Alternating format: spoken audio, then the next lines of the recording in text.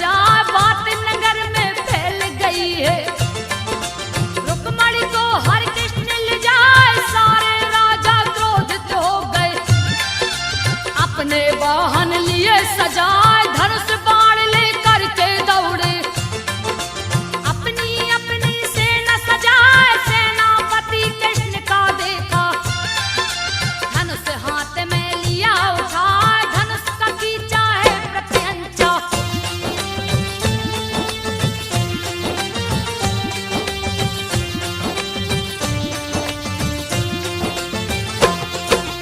धनुष का खींचा है प्रत्यंचा, रही भीषण टंकार सुनाई। चारों तरफ से घेर के राजा यादव पे रहे बाण चलाए, होने लगी बाणों की वर्षा। रुक्मणी देख गई घबराए, श्री हरि रुक्मणी से तब बोले, क्यों गई हो तुम घबराए, यादव इन्हें मिटा डालेंगे। इसमें तनक भी शंका न, श्री बलराम की यादव सेना अति क्रोध में रहा दिखाए, क्रोध के मारे पागल हो गए।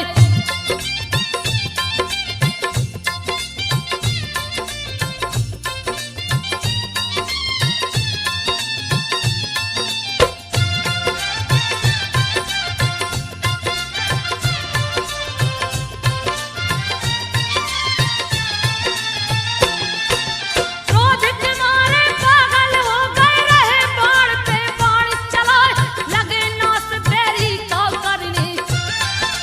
गुस्सा भरा बदन दिखलाए, सैकड़ों योद्धाओं का मस्तक श्री बलराम ने काट गिराए, कुंडल और धनुष गिर गए हैं। मरे हुओं का तलवार दिखाए, बहने लगी खून की नदियां। घोड़े हाथी ऊंट चिल्लाए, पटको मारो काटो पछाड़ो। यही शब्द है रहा सुनाए, कृष्ण और बलराम की सेना।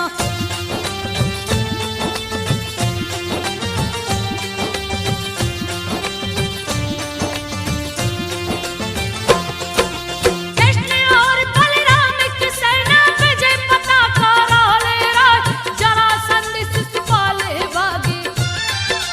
हरि की लीला वर्णि न जाए, जा पहुंचे हैं ब्रज नगरी में।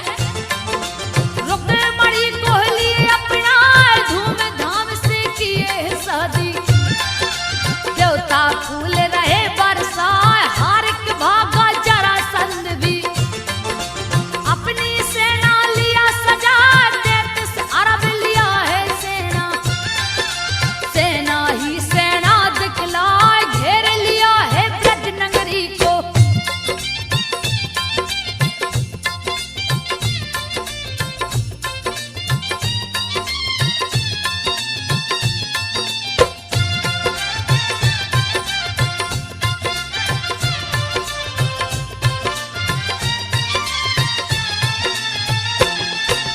घेर लिया है ब्रज नगरी को, कृष्ण भी देख गए घबराए। घेर लिया है जरासंध ने, कहाँ है कृष्ण रहा चिल्लाए। गोप गोपियां डर के मारे घर में अपने गई समाए। कृष्ण ने सबके भय को मिटाया, अपनी माया दिए दिखा, 33 ब्रज नगरी को मारा। दिए पतालपुरी पहुंचा, ब्रजमंडल को श्री कृष्ण ने दिया द्वारकापुरी बना, ऋषि मुनि के श्राप के कारण।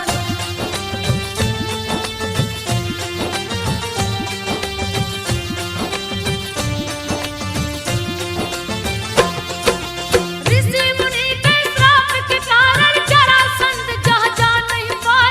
सुंदर द्वारकापुरी देख के ग्वाले गोपी सब हर्षाए, श्री कृष्ण सैया पे सोई।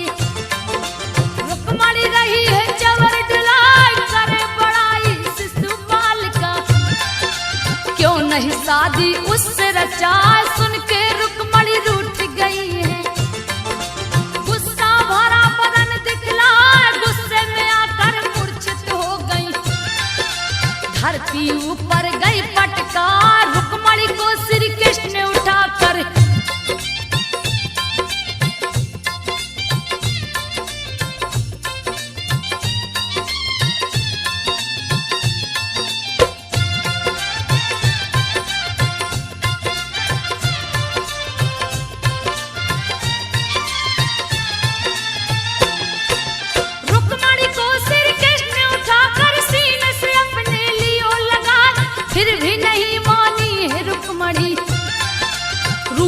बैठी मोह को फुलाए, भूल हो गई मुझसे प्यारी। कैसे मानोगी दो बतलाए, सोन चांदी से तुझे तोलूंगा। सुन के रुक्मणी गई हर साथ, तराजू के पल्ले में बैठी। सोना चांदी कृष्ण मंगाए, हीरा मोती लौट चढ़ाया। फिर भी न पल्ला हिलने पार, रत्न आभूषण लोक के।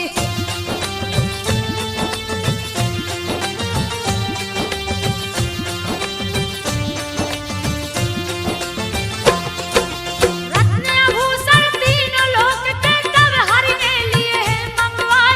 सबको रखा पल्ले के ऊपर, रुक्मणी फिर भी हिल नहीं पाए। इसमें तो एक राज छुपा है, जिसको कोई जान न पाए। पिछले जन्म में सती रुक्मणी शंखचूड़ की पत्नी कहा, अति पतिव्रता थी वह नारी।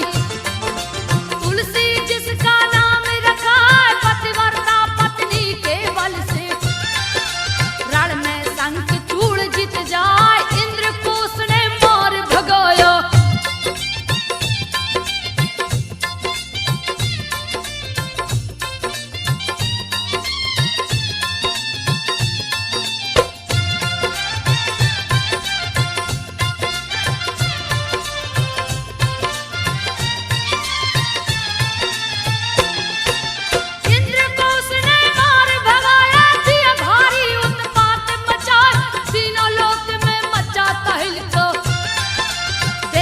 देवगण गए घबराए, ब्रह्मा विष्णु डर से कांपे।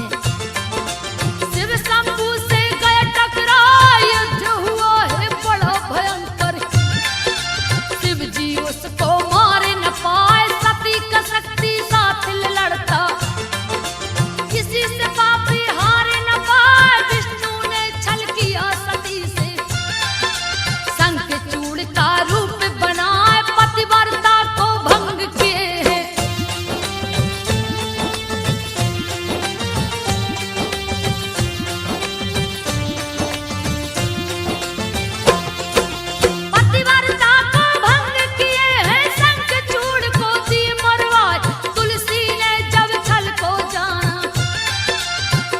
क्रोध में गई है यार, लगी श्राप विष्णु को देने। श्री हरि रहे उसे है मना, तुझको अपने साथ रखूंगा। तुझको लूंगा मैं अपना, मेरे भोग में जब तू पड़ेगी। तभी मैं ग्रहण करूंगा यार, तभी से तुलसी दल को डाल के। सब विष्णु को भोग लगा, राधा माता बनी है सीता।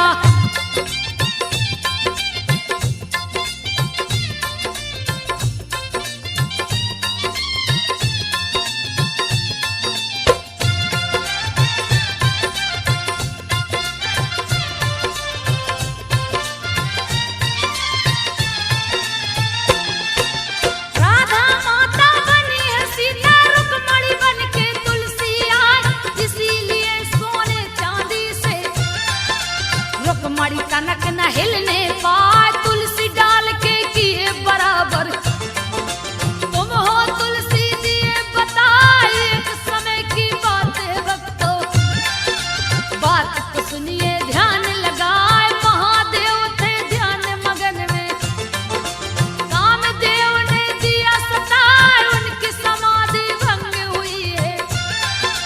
कामदेव पर गए गुस्से आए, क्रोध में आके श्राप दे दिए।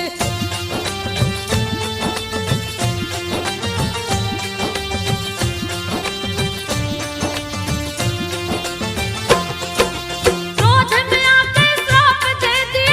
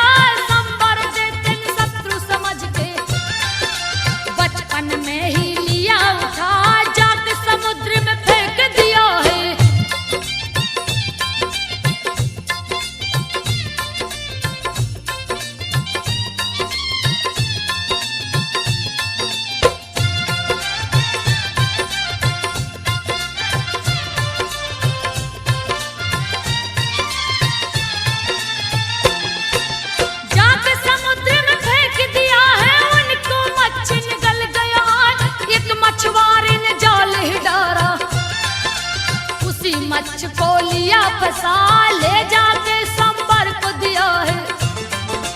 संबर ने लिया उसे उठा, मायावती बनी है रसोइया। पूर्व जन्म की रति कहा, फाड़ दिया है मच्छ को जाके। जिसमें कामदेव रहे समा, रति खुश हुई पति को पाके।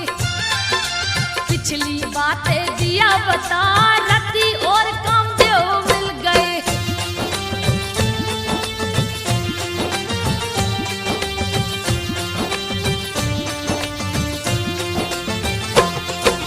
रति और कामदेव मिल गए, सारे देव गए हर साल। जामवंत की पुत्री जंगल में दिया मणि भुलवाए। कृष्ण ने राह में मणि को देखा, अपने हाथ में लिए उठाए। जामवंत लगे मणि को खोजने, कृष्ण के हाथ में गया दिखाए। कृष्ण से जामवंत भिड़ गए, क्यों लिया तूने मणि चुराए। बड़ा ही भीषण युद्ध हुआ है, जिसका वर्णन किया न जाए। जामवंत पहचाने प्रभु को,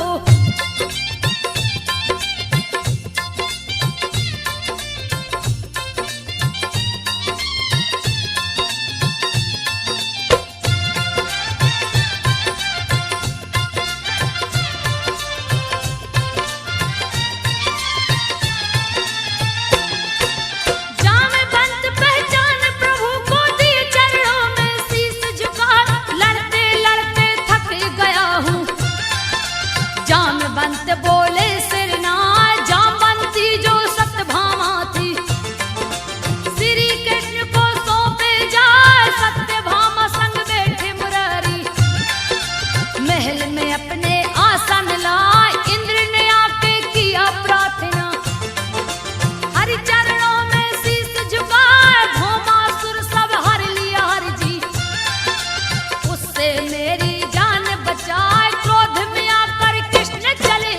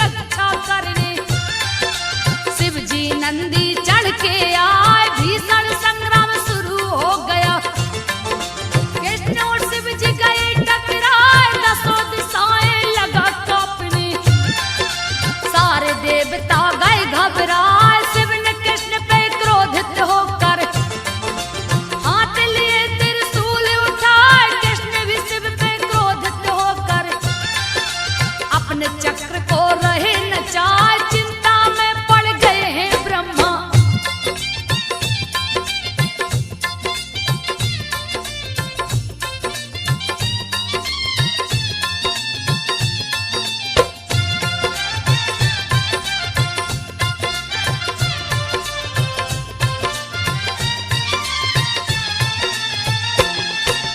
चिंता में पड़ गए हैं ब्रह्मा, धरती माता गई घबराए। ब्रह्मा जी के पास में पहुंची, इंद्र भी वहीं पे गए हैं आए। तीनों लोक में मची तबाही, पल में मान प्रलय हो जाए, सारी सृष्टि उलट जाएगी। चक्र पशुपत जो टकराए, सारे देवताओं को ले ब्रह्मा। समर भूमि के बीच में आए, शिव और कृष्ण के बीच में आकर ब्रह्मा जी भी रहे समझाए। आप दोनों गर नहीं माने तो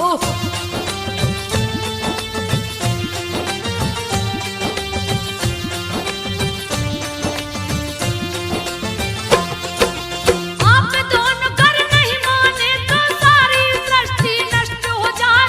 शिव के सन्मुख गए ब्रह्मा जी, चरणों में दिए शीश झुकाए। आपने ही वरदान दिया है, फिर क्यों युद्ध में लड़ रहे आए। इसके भुजा के भारे हरण को श्री कृष्ण है गए टकराए। क्रोध को शांत किए शिव शंभु, लौट के वो निज धाम को आए। बाणासुर ने क्रोधित होकर 500 धनुष को लिया उठाए। क्रोध में आके दौड़ पड़ाए,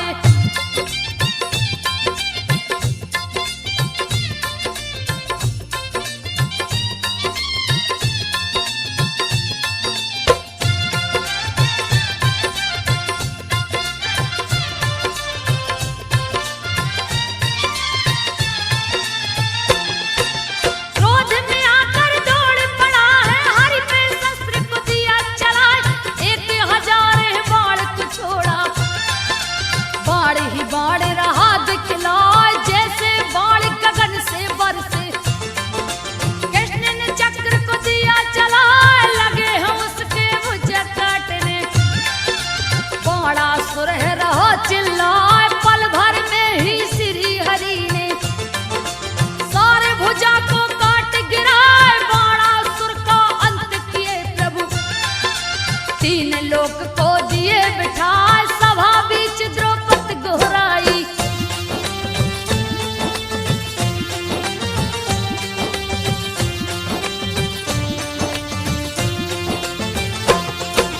सभा बीच द्रौपदी गोहराई। श्री कृष्ण लो लाज बचाए, पापी दुशासन चीर को खींचे। तनक दया ना उसको आए, सभा बीच सब मौन है बैठे। कोई भी उसको रोक न पाए, किसी ने चुप्पी नहीं है तोड़ी। द्रौपदी रही बिलाप लगाए, सुन के दौड़ पड़े गिरधारी। सभा महल में चीर बढ़ाए, खींचत चीर दुशासन हारा। दोनों बहियां गई पटाए, हरि कृपा से दुष्ट बहारा।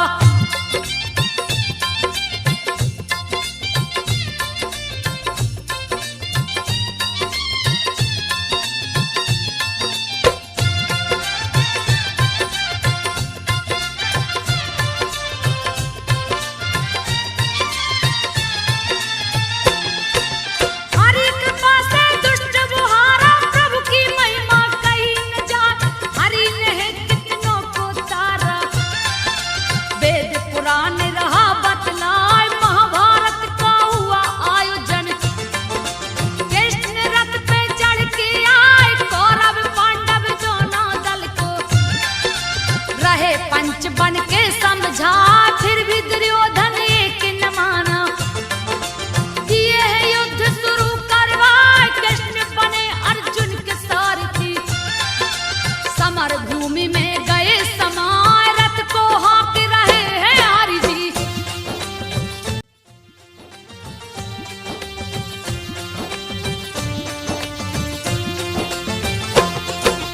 रथ को हाँक रहे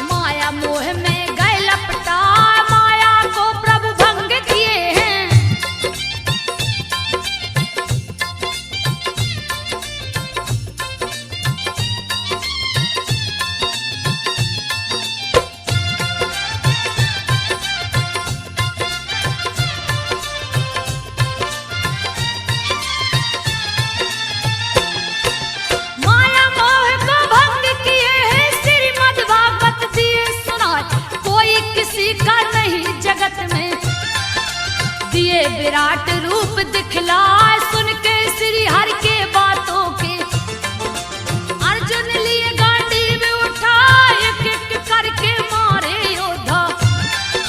भीष्म की बारी गई है यार, मचा दिए उत्पात हिरण में, बहुत सी सेना मार गिराए, चिंतित देख हरि अर्जुन को, चक्र सुदर्शन लिए उठा, देख के भीष्म ने चक्र सुदर्शन।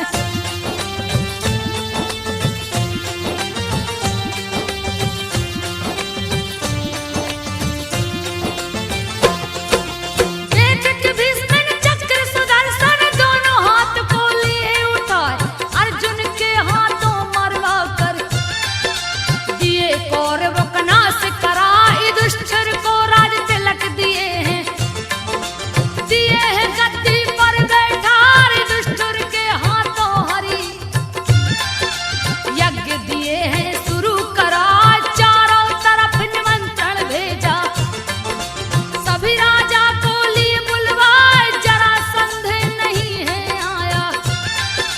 देख के कृष्ण रहे मुस्कान, भीम और अर्जुन को लेकर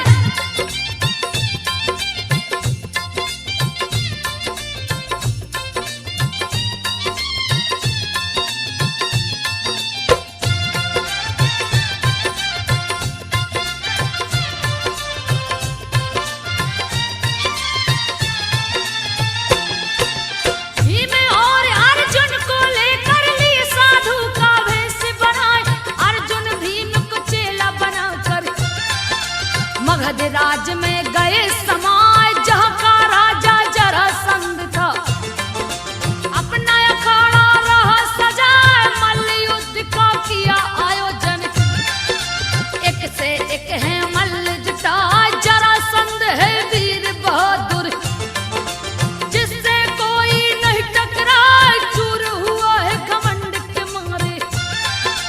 देख के श्री हरि है मुस्कान, जरासंध को है ललकारा,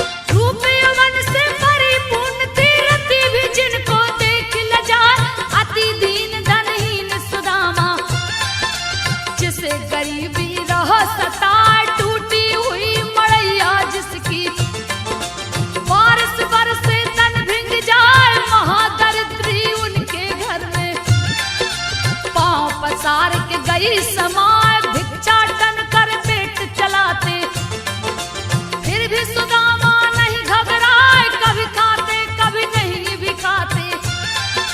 सो जाते थे पेट दबाए, सिर पे पगड़ी न तन पे कपड़ा।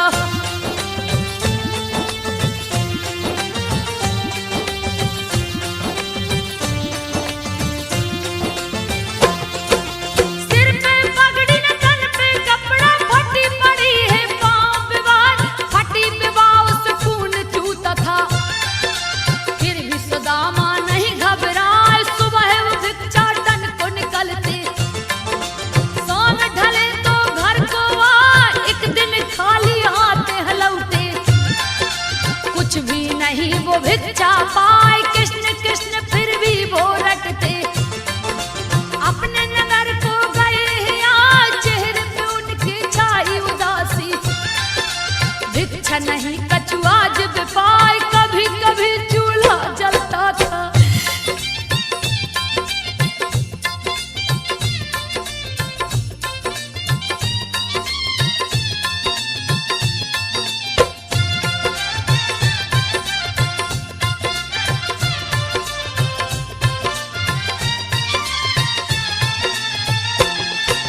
कभी कभी चूल्हा जलता था, कभी कभी ठंडा पड़ जाए, फिर भी कोई चिंता नहीं था। कृष्ण कृष्ण का रटे लगाए, कृष्ण हमारे परम मित्र हैं। पत्नी से कहते रोज सुनाए, पतिव्रता पत्नी थी उनकी। दुख सुख में है साथ निभाए, एक दिन खाने को कुछ नहीं था। दरिद्रता से गई घबराए, अपने पति से जाकर बोली। डरती हुई अति भय खाए, मेरा कहना मान लो स्वामी।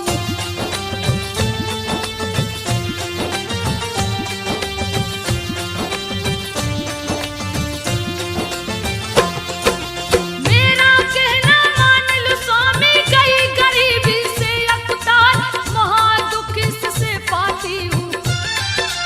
और दुख अब सहा न जाए, इससे मुक्ति पाने हेतु सोची हूँ मैं एक बार। भार्या से तब बोल सुदामा, जल्दी से दो तुम बतलाए, आपके मित्र तो कृष्ण है स्वामी। ज्योतिर्लोकी नाथ कहाँ, धर्म अर्थ का मोक्ष के दाता। जिनको जग पूजे सिर नाय, प्रभु के पास में जाओ स्वामी।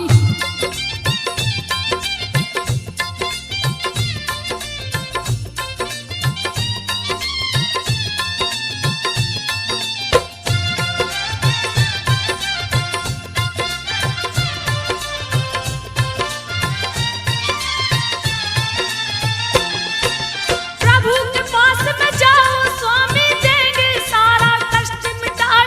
बोली वसुंधरा अपने पति से, बात को सुनियो ध्यान लगाए, कैसे जाऊं बोल सुदामा। क्या दूंगा मैं उनको जाए, मैंने कछु नहीं दिया किसी को। बिन दिए कोई कहाँ से पाए, इतना सुन के वसुंधरा ने भेंट किया चावल को लाए, डोरी लोटा लाठी लाके। रही सुदामा जी को धराए, डोरी लोटा कंधे पे लेके।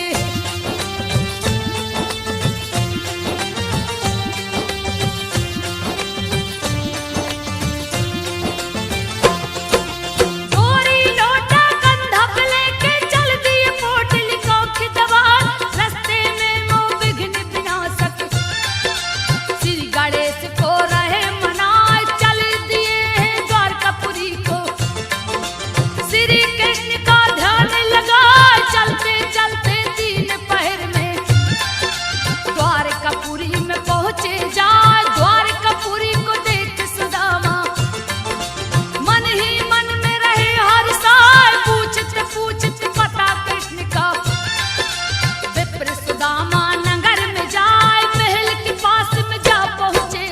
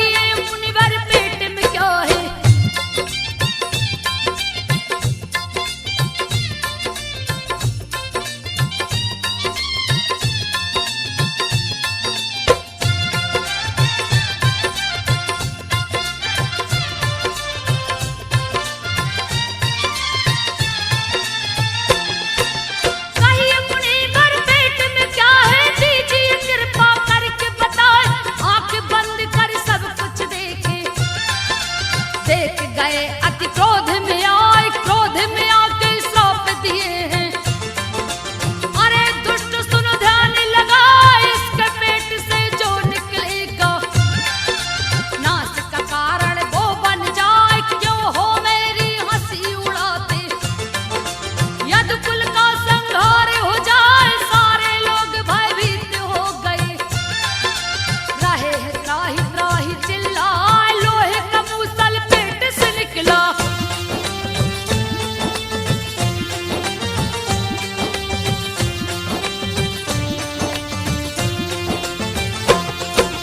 लोहे का मूसल पेट से निकला। कृष्ण उसे दिए पिसवाए, ले जाके समुद्र में फेंके। लहरों ने दिया किनारा लगाए, समुद्र किनारे कष्ट के रूप में। चारों ओर गया चितराए, विनाश काले विपरीत बुद्धि। यदुवंशी को गई धराए, मद्यपान अत्याचार बढ़ गया। पर स्त्री संग रास रचाए, रैवतक पर्वत पे सब यादव मनोरंजन करते